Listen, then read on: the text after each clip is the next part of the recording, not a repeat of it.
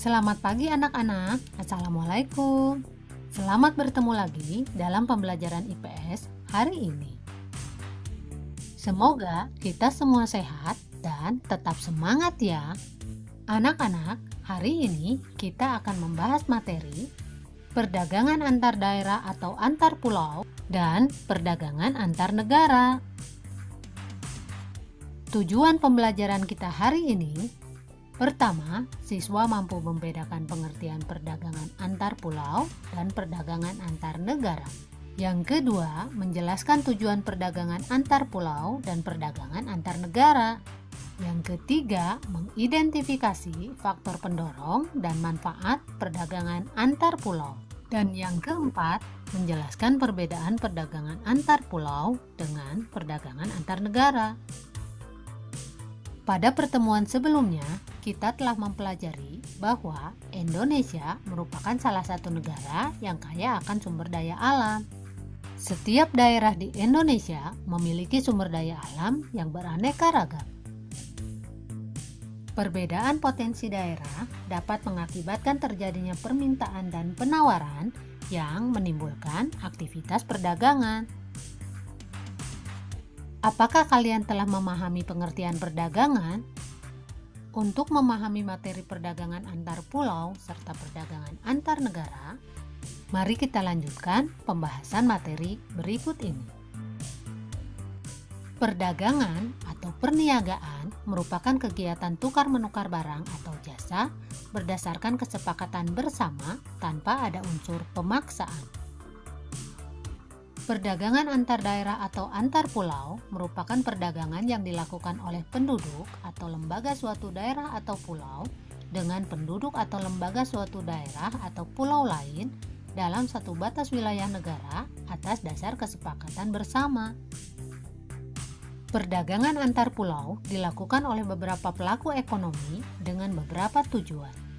Pertama, untuk memperoleh keuntungan. Yang kedua, memperluas jangkauan pasar. Faktor pendorong perdagangan antar pulau atau antar daerah.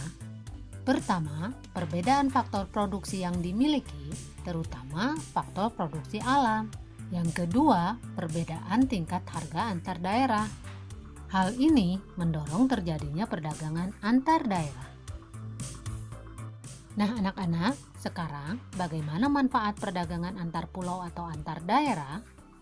Manfaat perdagangan antar pulau atau antar daerah: pertama, menyediakan alternatif alat pemuas kebutuhan bagi konsumen.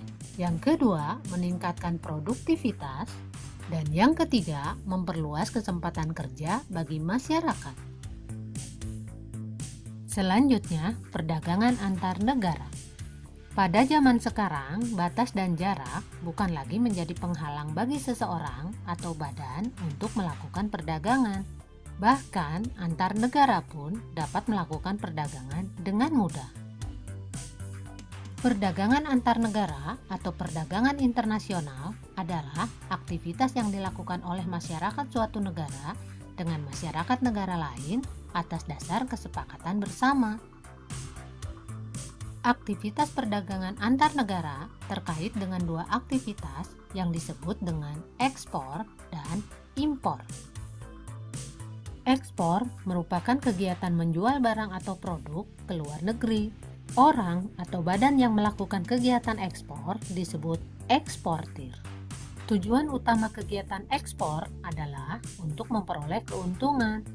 Barang yang diekspor akan dibayar oleh pihak pembeli dengan alat pembayaran berupa mata uang asing atau mata uang luar negeri seperti dolar. Mata uang asing ditampung oleh pemerintah dan disebut sebagai devisa negara. Devisa yang terkumpul akan digunakan untuk membiayai impor. Apa itu impor? Impor merupakan kegiatan membeli barang dari luar negeri.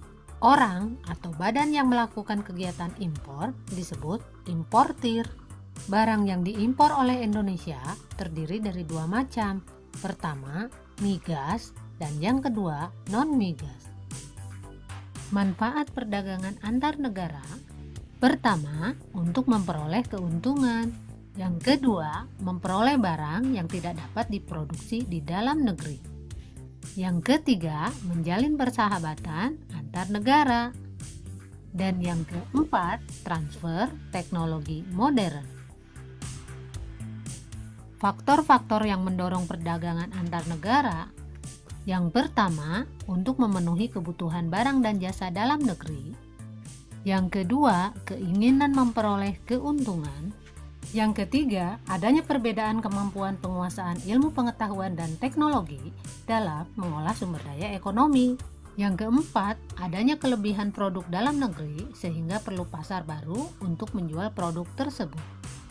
Yang kelima, adanya perbedaan keadaan seperti sumber daya alam, iklim, tenaga kerja, budaya, dan jumlah penduduk yang menyebabkan adanya perbedaan hasil produksi dan adanya keterbatasan produksi. Yang keenam, keinginan membuka kerjasama, hubungan politik, dan dukungan dari negara lain. Dan yang terakhir, terjadinya era globalisasi sehingga tidak ada satu negara pun di dunia yang dapat hidup sendiri.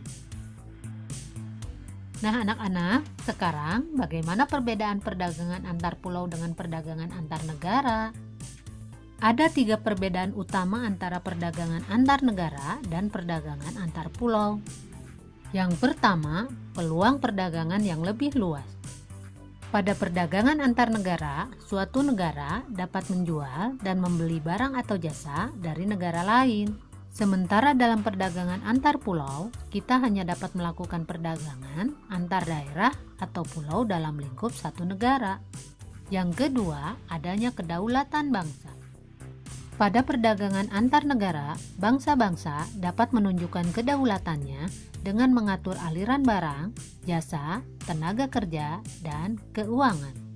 Sementara di perdagangan domestik, aliran perdagangan berjalan secara bebas tanpa regulasi yang berarti dari negara. Perbedaan yang ketiga yaitu penggunaan kurs tukar.